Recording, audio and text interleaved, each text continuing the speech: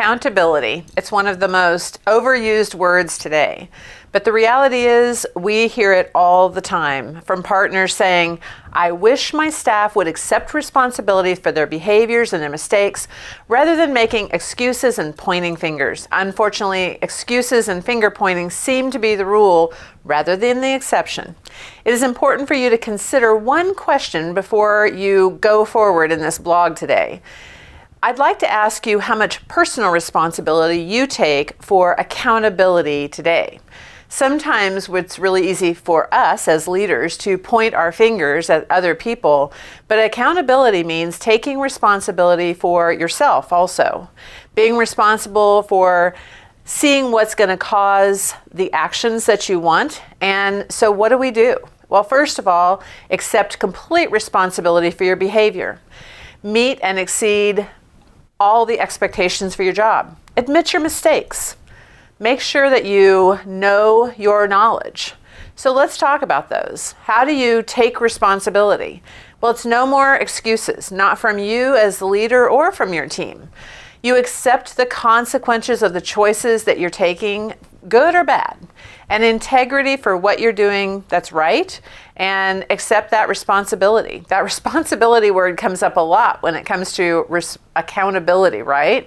So you have to make a commitment to hold each other accountable. You, your partners, your team, everyone. And I will tell you that I believe accountability starts first of all with yourself, secondly with your partner group, and then it becomes really easy to make that happen throughout your firm.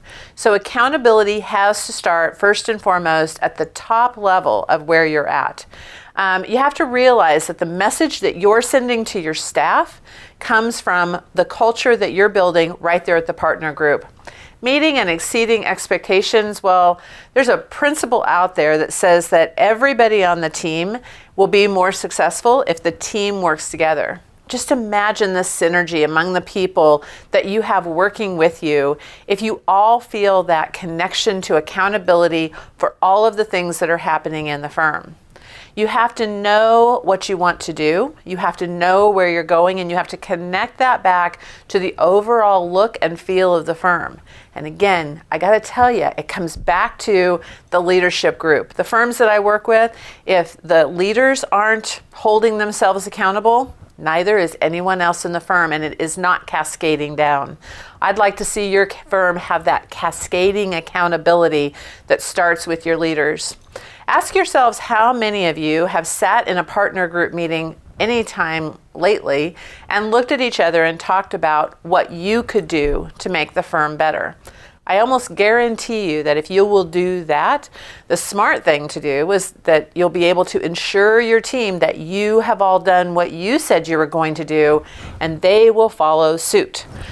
So one of the things that you can do to have that happen, if you're not great at talking with each other face to face, is to actually do an evaluation, like a 360 evaluation.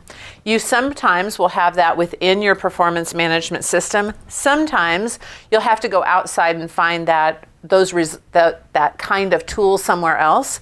But that 360 can really help you because it's something you can do behind a computer screen rather than actually looking at individuals face to face.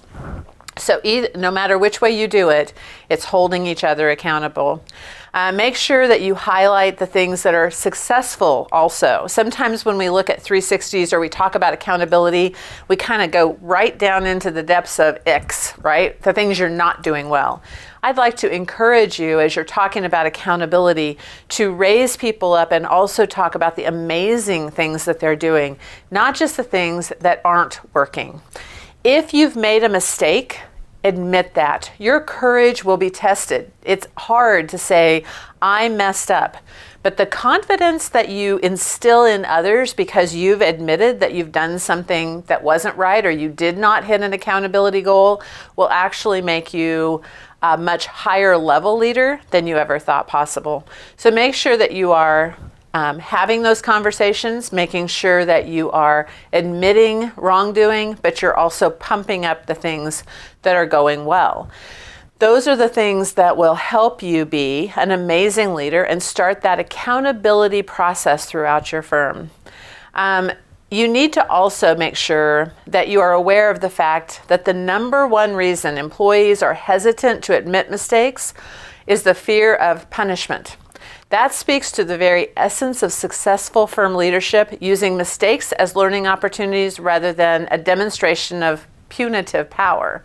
Admitting mistakes, telling them that you haven't done everything perfect, or letting them admit that they haven't done everything right, and then you coach them to a higher level of being rather than come down so hard on them that they never want to tell you that they've made a mistake again.